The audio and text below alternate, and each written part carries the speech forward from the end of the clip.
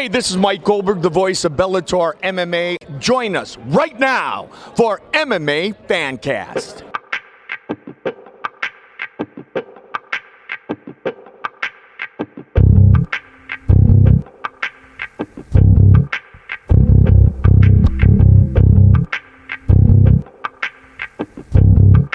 I'm just a violent individual. Jimmy, you did a great job with that.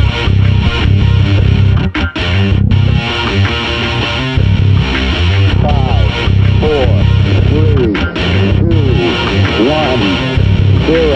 All engine running. Liftoff. We have a liftoff. You're listening to MMA FanCast. Here are your hosts, Jim Mooney and Luke Payson. Today on MMA FanCast, I am joined by Thomas, the Sandman Powell, who's coming off a big win for Ring of Combat just a couple weeks ago. Thomas, welcome to the program. Hey, what's up, brother? How you doing? It's an honor to be on the show, man. It's great to have you on. You had a great win against a tough opponent that was actually on a 3-fight win streak. So let's jump into that fight. You were coming off a loss. You've kind of gone back and forth, wins and losses in your pro career. And so what led you to take a fight against a guy who was on a 3-fight win streak, a week and a half ago? In all honesty, like I feel as though I wasn't coming off of a loss. I feel as though I was coming off of a very big win, against a UFC veteran, George Sullivan.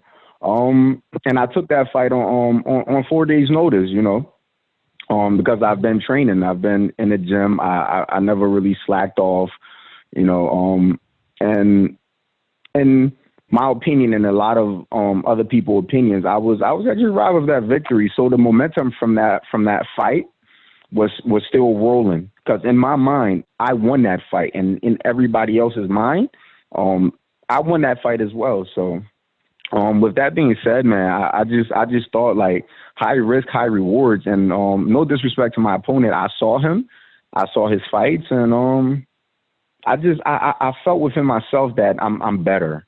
You know what I mean? I'm better. I train harder. I want it more. My desire is burning inside of me. I'm young, so. Well, and my coaches too, man. They definitely did play a big part in me. Just taking that fight. I showed it to my jiu-jitsu coach, Tom Garrison. I showed it to Sam Orpiza, and they was like, man, you have a lot of talent. So, and I believe you could beat this guy. So, with that being said, man, I just took it and ran with it. Well, and your answer had two things in it, two different scenarios, but were very similar, which is the mindset of a fighter, and you pointed it out twice very quickly, Tom. One was the mindset of the fighter where it was still a win, one, because you performed great against a UFC veteran, and a decision loss is always tough. Anytime the judges are making a decision, I always think I've seen the worst judge decision go the wrong way, and then you see another one, right? I'm sure as a fighter, you've watched fights and been like, how did that happen? And then you brought up how your mindset was still, I won it, I'm growing, I'm young, I can do this, and not letting the loss on paper, the fact that it's technically a loss, defeat you mentally. And that's such a big mental game. And then the other part was also mental, taking a guy who's on a bit of a streak, but like you said, you don't see it as a streak. You see it as, that's a guy I can take. That's a guy I match up well against. So that's great. Let's do, because we're gonna do quite a bit, which I'm very excited, because you got a lot of things going on. I've got lots of questions.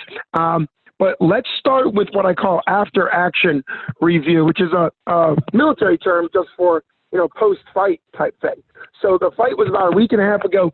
You won by decision, but a win by decision doesn't really tell us much, because that could be anything. So if you could give us maybe a quick round by round, just how were you feeling in the 3 rounds, and kind of how did it go for you? Were there any surprises? How did it work out? If you could just give us maybe a round by round breakdown on your most recent win. Yeah, most definitely. First round, came out there. It wasn't much of a filling out process, because he's pretty seasoned. He had like 12, 13 fights, and so he came out there ready to scrap. So he came out there. He just everything that we worked on. You know what I mean? Throw a kick, and when he threw the kick, got my foot out the way and clinched up. I threw a straight left right hook, and we clinched up. From the clinch, I just took him down, man. And as crazy as it sounds, that's pretty much how the whole first round went. Pick him up, slammed him, and just picked him up and just treated him like a baby, man. You know, like he was like a child to me in there. He wasn't as, you know, strong or heavy as I thought he was going to be once I felt him in the clinch. So I'm like, oh, wow. And though he was a wrestler, he's been wrestling his whole life, and he teaches kids how to wrestle and stuff like that. All due respect to him for that. I didn't feel it. I didn't feel it, man. I felt as though I could control him on the ground. And like, I say 95% of the whole fight, man, that's basically it. Second round, came out. Sam actually told me I got headbutted. I thought I got caught with a right hand in the second round, but it really wasn't. It was a headbutt that rang my bell a little bit, and I'm like, oh shit, oh snap, when he told me that. But he headbutted me in the second round and closed the distance. Once he closed the distance, I took him down once again. Every time, you know, we clinch up, it would just be a takedown. And third round, I when I really got my hands on him, like I wanted to do the whole fight, was a 3-piece. Caught him with a 3-piece, and he shot in. He finally got a takedown, and I reversed it and put him on his back once again, man. And I took him down probably like 9-10 times that fight, a wrestler. So, you know, I feel as though like everything is pretty much it's solidified. There will be people out there who would try to test my skills on the ground, but from this fight, man, they know now that Thomas Powell is just not this knockout artist that everybody make me out to be. I'm a pretty well-rounded individual in this game, you know. Well, it's great to hear you say that, because one of the things that can be so hard in a young career, you're still young. We'll talk about your AMI career and how quickly you went from amateur to pro. Pretty exciting stuff.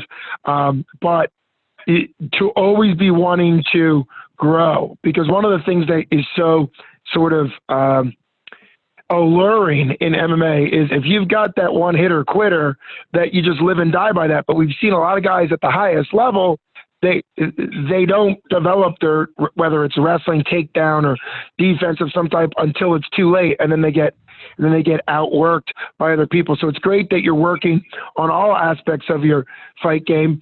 You mentioned your size. You fight at 185, but you're a big 185. You were talking about your strength and your ability to control him. Is that something that you always have, or is this special in this fight? It's something that I always had. I actually used to fight at 170 in my amateur career, and I feel as though now that I'm up at 185, a lot of my opponents take a look at that. You know, they're like, oh, he's a small guy. He used to fight at 185. At times, I was even weighing at 168. So on paper, that appears like I'm a really small guy, but when you meet me in person, is like a whole different story, you know. And like for this fight, I trained differently, you know. I heard like a lot of different stuff, like meat really slows you down. So I cut out the meat. So I just practically went vegan for this fight, man, and I felt great. I felt really strong. I felt fast. And though he was a big guy, but his size didn't fight for him. He had to fight for his size in there, you know what I mean? So yeah, I don't feel as though I really did anything very special or so much different for this fight, except for just cutting out the meat, man. That was about it. Were you still doing eggs when you say cut out meat? Did you do yeah, definitely. Okay, yeah. That was actually my diet, man. Yeah?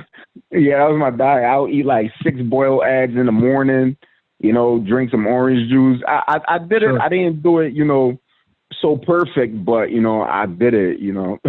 I didn't know exactly You're what to do. You're the first person I've interviewed that brought up some, you know, some nutrition change and that you felt a response from it, because a lot of times you do things and try things and it's not always going to work. Speaking about a change, you are training with Sammy O, who's a fairly legendary fighter in his own right out of the Philadelphia area. His professional record is 12-3, so a really good record. And he runs and trains and does a lot there in Philly. So talk to us about what you're doing with Samuel Orpizia and how's that going and what's going on with him. Oh man, Sam. Just started working with Sam, man. Big shout out to that guy, man. He's like in the little bit of time that we've been working together is a huge chemistry there. You know, I first got to know Sam through Joey Pfeiffer, Body Bag. Yeah, Body Bags Pfeiffer. Man. Yeah. Shout out to him too. Yeah. Absolutely.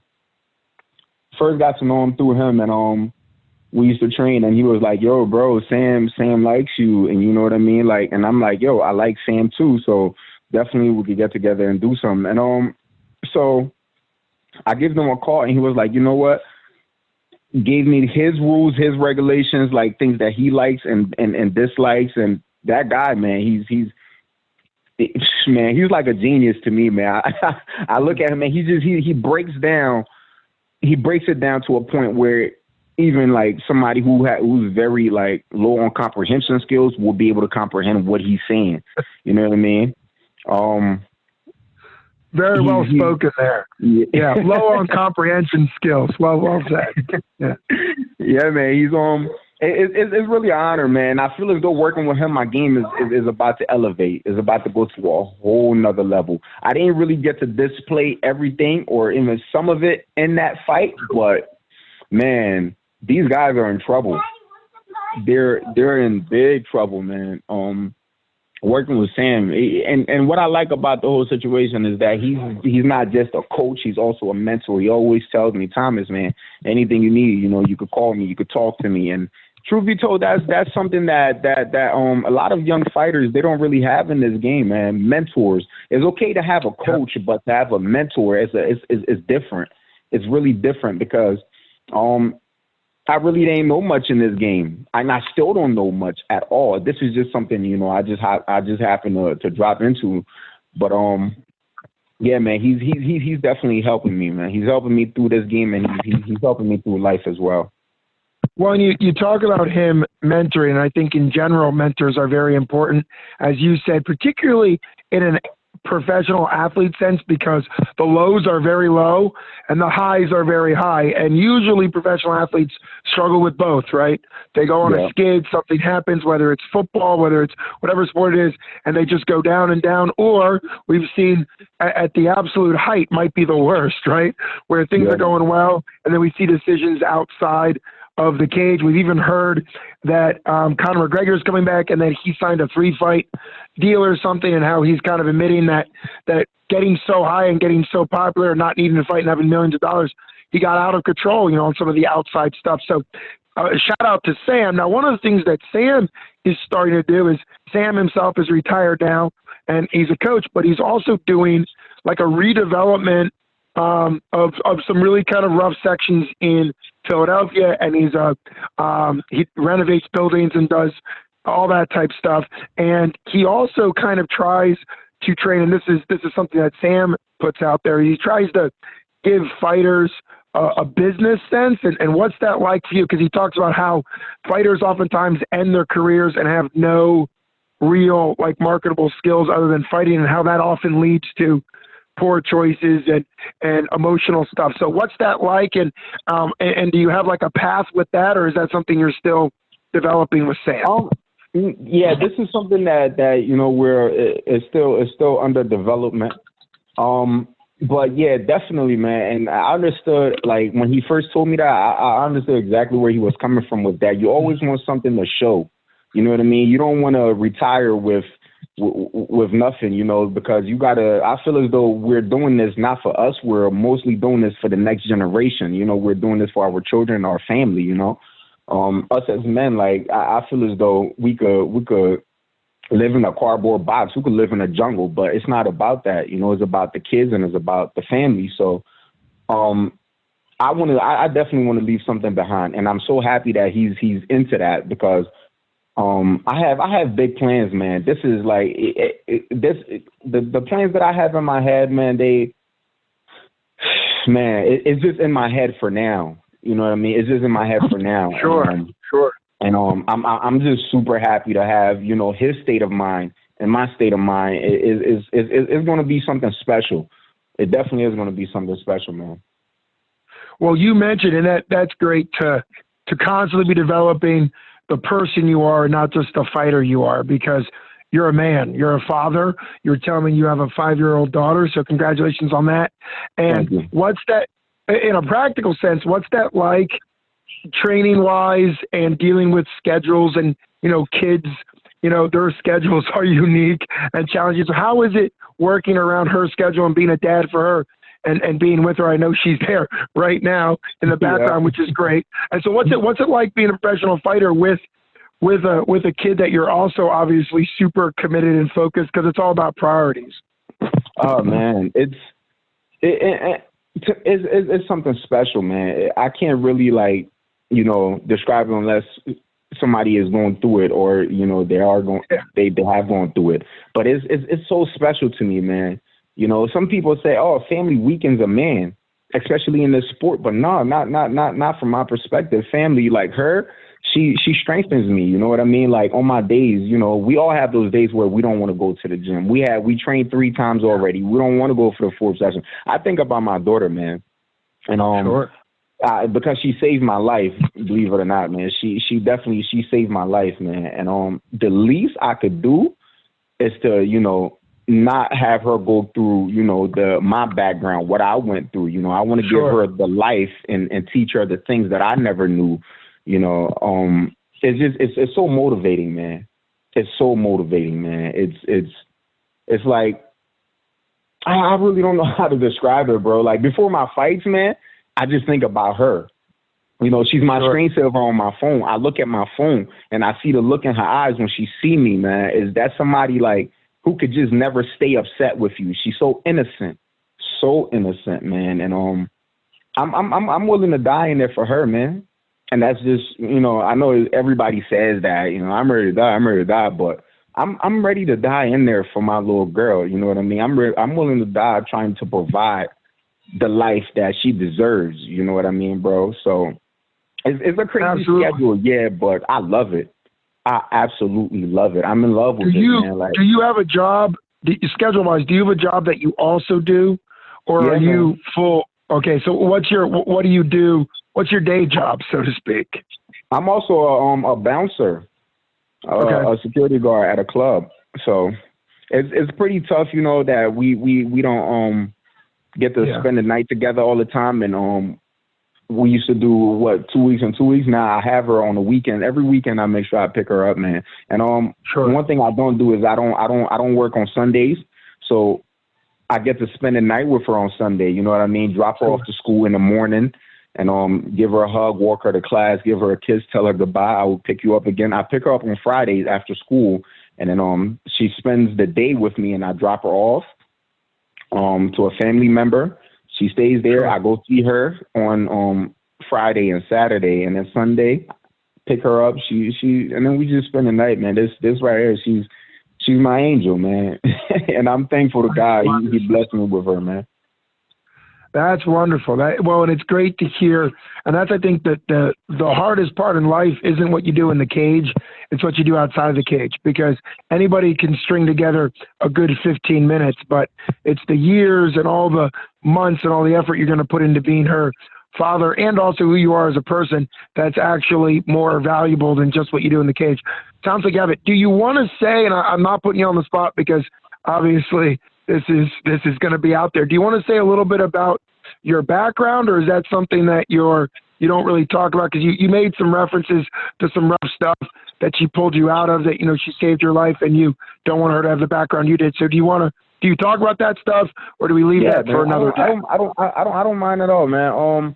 My background, where I'm from, I'm a Liberian man, you know, from Monrovia, Liberia. And I just, you know, glory to God, you know, I happen I found myself in America here now, but back home, man, it's a very rough place, man. And right now there's no jobs, man. I think it's like the 4th poorest nation in the world, man. And it's sad to say that because Africa is what the richest continent, and we're just not using our resources correctly. But Liberia is. We had a civil war, 1990 civil war, April 6th war, and a lot of people died during that war. A lot of people fled the war, and since those days, my country has. It hasn't been the same. We're still suffering from that war. We're still trying to recover and recoup from that war. And so one of the reasons I do this is for my country, is for the people back home who, here in America, man, you could work 40 days and 40 nights, you will become a somebody. You'll become a somebody. You could become a somebody, go viral off of something that's just idiotic, But back home, man, it's not like that. You have people that's been working their whole life, with circumstances that people here they can't make it. They will not be able to make it. So it's pretty rough back there, and I'm doing this for them. I'm doing this for them to give them hope that, if I could do it, we all could do it. If I could, sacrifice my state of mind, my body, my well-being, if I could make sacrifices, I got you. You got me. It's just left with us, to work together as a nation, unity. I want to bring my country together, man, and I want to be able to provide things that we don't have. Like right now in the UFC, there's no Liberian champion. There's no Liberian fighter as a whole. Forget the championship. There's no Liberian fighter. We have Ghanaian, we have Nigerian, we have Ngannou's Nigerian, right? Ngannou is Nigerian. Yeah, and Ngannou is actually Cameroon. Yeah, Cameroonian. Yeah, he's Cameroonian. Adesanya and Sadiq. There you go. And what's his name? Kamaru. Those are the Nigerian guys, and I believe there's and Adesanya was the first African champion, right? From the continent of Africa. Kamaru, that's right. Yeah, he was the first natural-born African champion. African, right. Yeah, and they're Nigerians, but for me to be the first Liberian in the UFC, this means a whole lot. Like, when I step in that cage, brother, I'm not just stepping there for me. I'm stepping there for a nation. I'm stepping there for my little girl. I have so much motivation and so much, so much to fight for that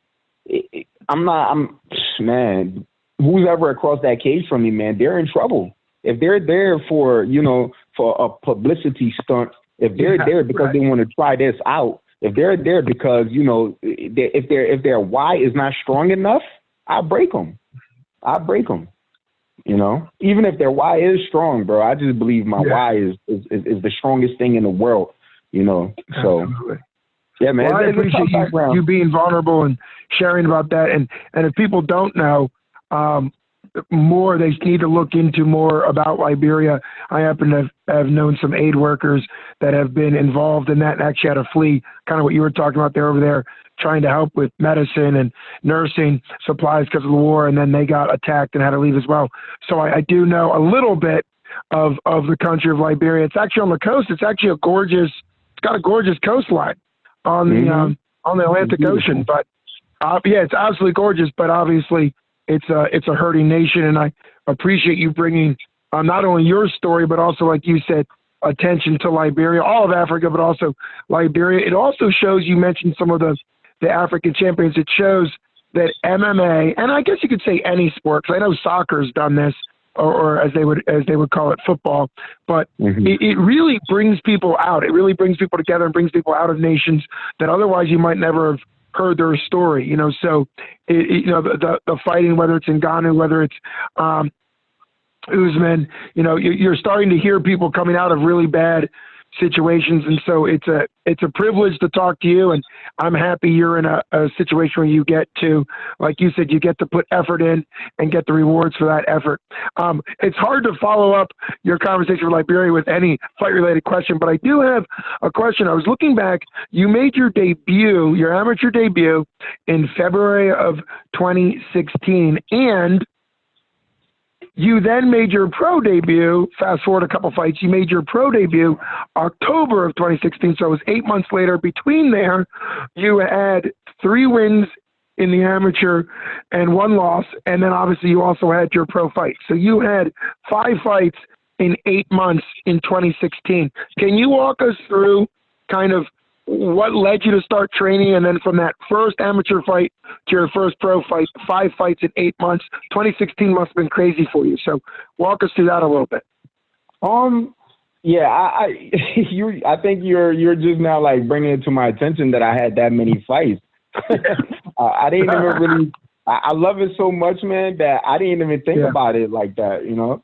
But 2016, man, that it I guess it was pretty busy.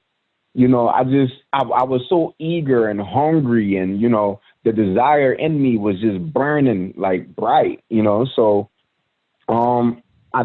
I started training boxing first, and then from boxing, man, I had a buddy of mine that was doing MMA. So, and then he kept on trying to convince me, bro, boxing is dead, man. Come on, dog. You know, so I'm just like, you know what? All right, cool. I give this a try. After I got done boxing, I had nothing else to look forward to.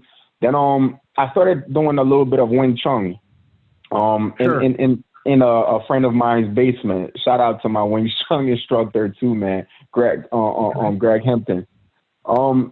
Started doing Wing Chun, and I walked in his basement, and I told him, I said, you know what, I want to do MMA. He told me, he said, I don't like sports fighting because I believe a fight should last only 6 seconds, you know, but this sports fighting stuff is taking a lot away.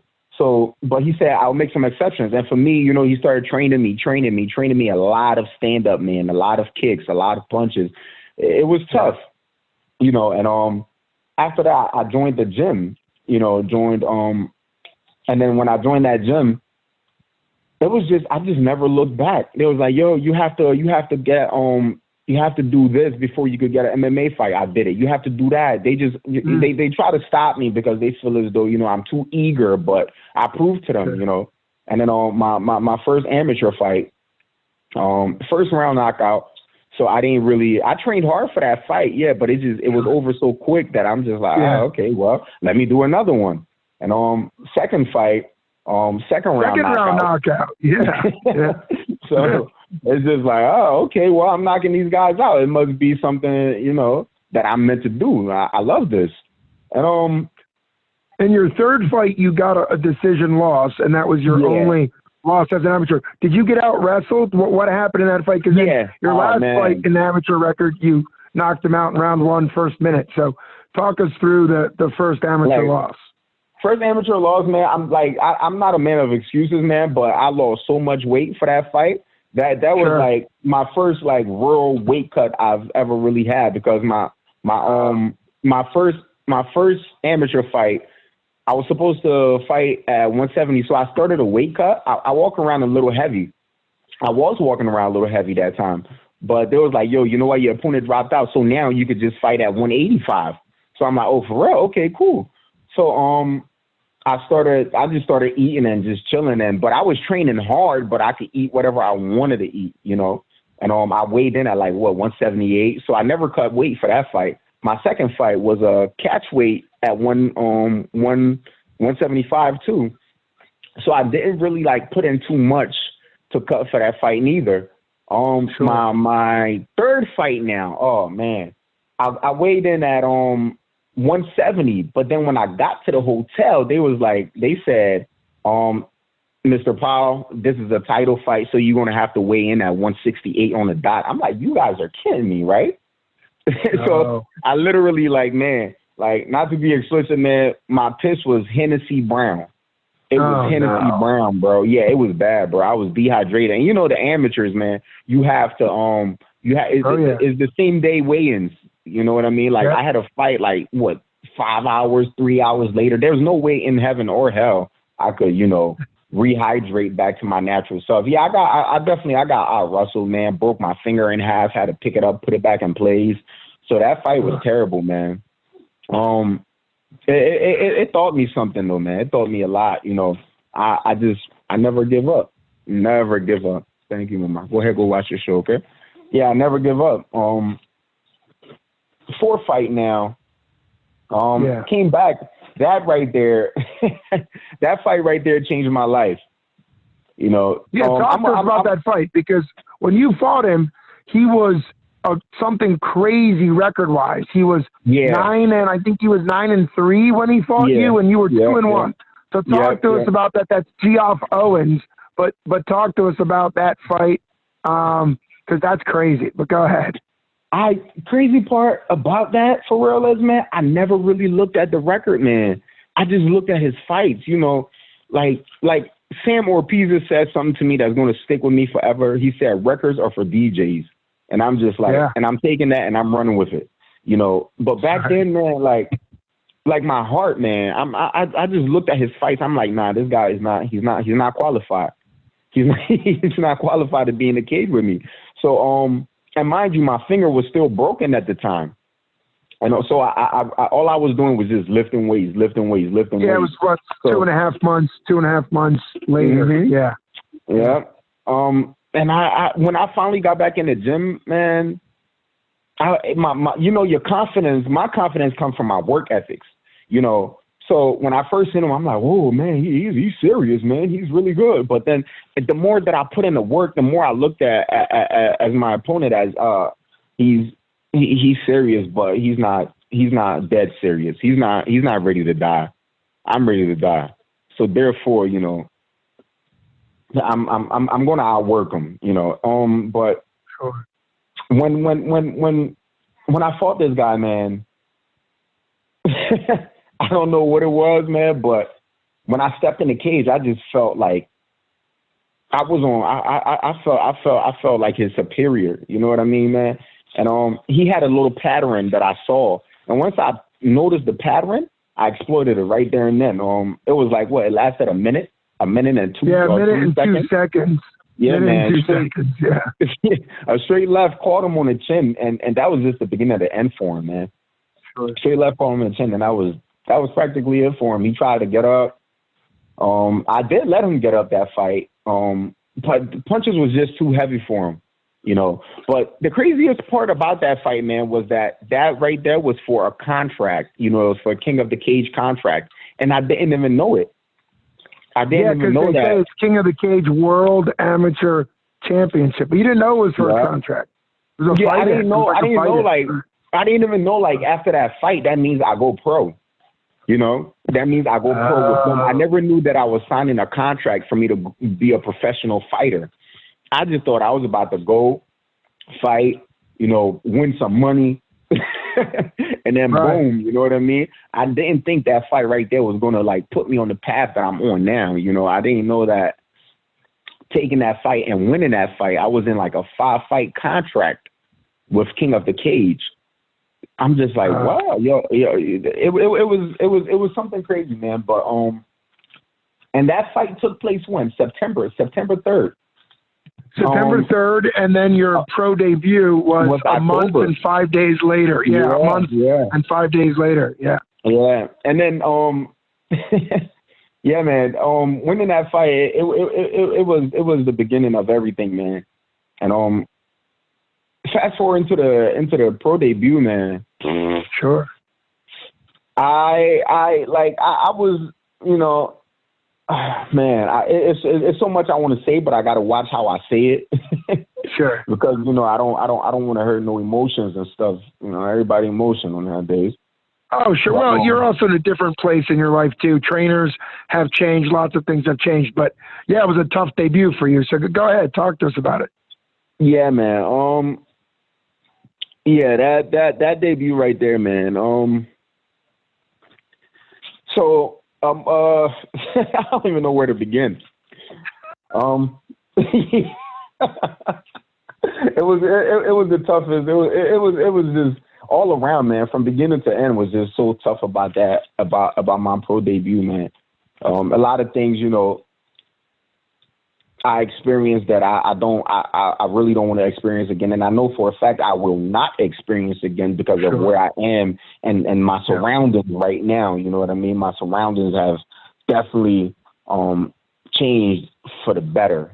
So, and that's what matters. You know, yeah, where you are now matters a lot more. Yeah. I like to reflect, though. You know, I like to reflect where I was because I don't want to be there again. You know what I mean? The reminder of where I was, it motivates me to be better than who I was and, you know, surround myself with people who are knowledgeable about, you know, this field, what I'm trying to do with I can't say the rest of my life, but with, you know, with at least I could say half of my life. Yeah. But it was a rough debut, man. It was pretty rough, man. There's not much I can say without hurting people. I'll tell you the truth. Fair enough. It was a rough. People are going to be pretty butthurt about, you know, some things. I mean, it's not really about their emotions, man, but it was rough, man. Well, you know, we see it at all levels. Thomas, that, and you've mentioned Sam. We want to keep mentioning Samuel, and obviously you mentioned Joe Pyfer and that group in Philly that he's really raising up, you being one of them, of these monsters, both at amateur and then pro level. There's a great documentary on body bags that's out there that obviously I recommend anybody jumping on YouTube. It's the body bags. Joey Pyfer's story is available on YouTube for free. It's really great. But I think what's so important when you think back, like you said, and we just came through Thanksgiving, is when you reflect on how bad things were, whether it was training partners, whether it was your mindset, whether it was coaching, it makes you more grateful for where you are now and makes you appreciate, because we even see it at the pro levels. I mean, we've seen some disastrous camp breakups at UFC level where a fighter gets some type of emotional situation with a trainer or a coach and they're never the same again or whatever. So it is really valuable. And that's what's so important about the amateur and pro development where you are now, where you got to get things squared away and figured out, which is what you're doing. And I think going back to what you said in the beginning was you felt like your fight that you just had is just the tip of what you can now do because of your training situation, your mindset. So the question isn't when you're going to fight again, because that can be a pressured question. Sometimes those contracts, the question is, what would you like to display or do, or what's your mindset going in to your next fight whenever that happens? My next fight, bro, I feel as though now you know they clearly see that Thomas the Sandman Powell could definitely take you down and just out wrestle you, or you know, jiu-jitsu is good. So my next fight, man, I just want to flow, to tell you the truth. I just want to flow, bro. Like I can't really like make no plan. It depends on like who to put in front of me. We're gonna, you know, dissect him limb from limb. But yeah, I just want to flow, man. I want to have fun in the process, but I just want to flow, man. I just want to flow. It's gonna get violent. I'm gonna hurt some people. Best believe that. I'm gonna hurt some people in the process of flowing and having fun. But I just want to flow, bro. I just, you know what I mean? I say my prayers and I just want, you know, God is going to take control. You know, I put everything up there to him. He's going to take control of all that. But I have some plans on my own, man, that, you know, people are just going to have to tune in. You know, people are just going to have to tune in and watch what's next and see what happens next. Because now, you know, they don't know what's going to happen next. They don't know if everybody expect me to just knock people out now, you know what I mean? But now they see that, you know, Thomas Powell has evolved in this sport. You know, I feel as though I definitely, like, I had a late start, you know what I mean, in this sport, man. So the goal now is just to learn as much as I can, as quick as I can, you know what I mean? And I'm learning. Absolutely. I'm picking up, man. I'm definitely picking up, especially with the people around me. Tom Garrison, my jiu-jitsu coach, Ricardo McLaverise, you know, Rick, Balance Studios, you know, I'm picking up so fast, man. I'm picking up fast, and it's a scary thing for these people out here that think that I'm just a one-trick pony. They gonna have to tune in, you know, and then I'm gonna tune them out. That's great. Well, from a sports psychology standpoint, you mentioned the word flow, and there's probably more research on flow state athletic performance than there needs to be.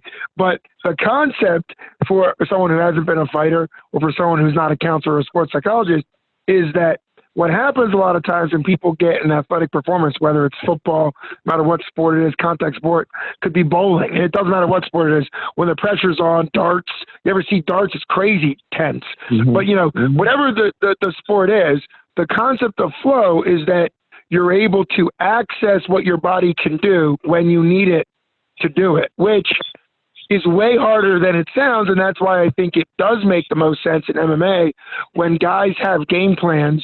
We all quote Mike Tyson in the fight world that, game plans go out the window when you get punched in the face. But the reality is that it's so much better to be in a flow state because that way you're not looking for a technique. The techniques are just coming out when you need them, when the situation, and you see that a lot in, like you're talking about, takedowns, because you don't have a huge wrestling background. You don't need to. One of the greatest wrestlers of all times in the UFC, GSP, did not wrestle prior to MMA. He learned it as a skill for MMA. And look at his wrestling takedown percentage and all that he did. He's one of the greatest wrestlers in an MMA mindset and world. So I do think the flow is so important. I'm glad that's your mindset. And also, there's a fighter out here, a pro fighter, that I've interviewed that fights for 247 Fighting Championship, a couple of those in Pittsburgh, because I'm from Pittsburgh, who does the DJ line. So I'm glad you got that from Sammy O, but he likes, when I interview him in the cage, he always likes to use the records are for DJs. It's a great mindset to have because you can put so much pressure, which doesn't need to be there, on having your record. What's more important is the development you're having. And a shout out, because I took a quick mental note when he said Wing Chun. It's not the most, it's not known the most from MMA because the mindset's different. Like you pointed out, the master said, like, it's street fighting, it's to like cripple and disable and kill. However, Tony Ferguson has used elements of Wing Chun for his unique sort of striking. And so what's interesting about MMA is I don't think there's ever going to be an end to what you can incorporate into MMA.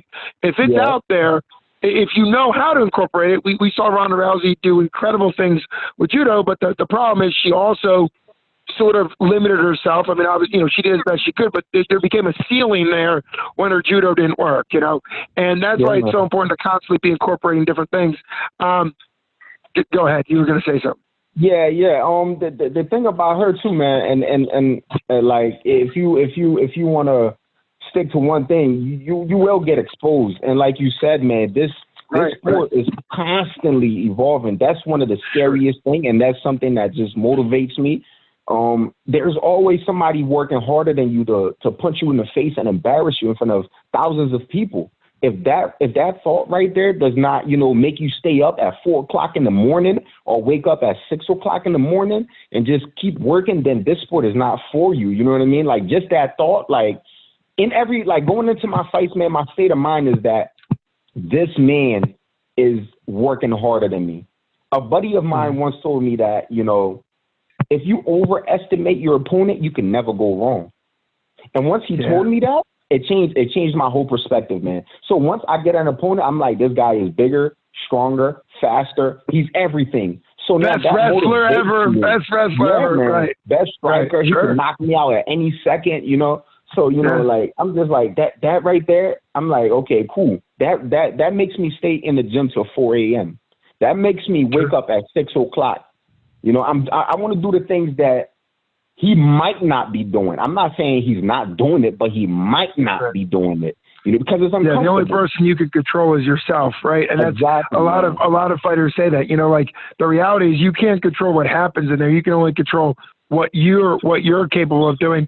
So it's cardio, it's technique, it's determination, because you don't want to ever say, that your opponent's not doing it. Your opponent probably is doing it. It's what you're going to bring to the table. Like your most recent opponent that you were saying, it's a great feeling to be in a fight, like you were pointing out, and suddenly, this is working.